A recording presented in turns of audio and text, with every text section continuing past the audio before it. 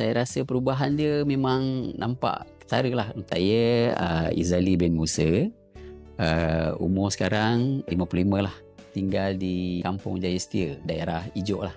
Kerja di loji air Sungai Selangor. Mula jumpa Cik Encik ni dalam Facebook sebenarnya.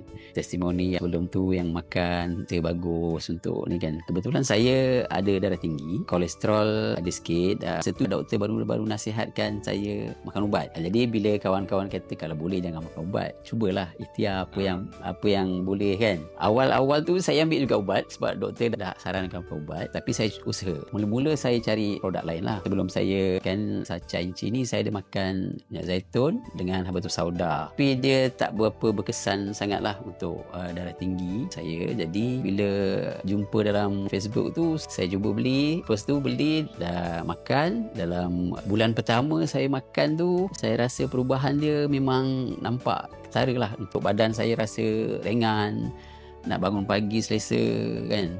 Lepas tu bila dah sebulan, 2 bulan, 3 bulan tu darah tinggi saya kira terkawal lah. Untuk darah tinggi saya terus amalkan Cik Encik.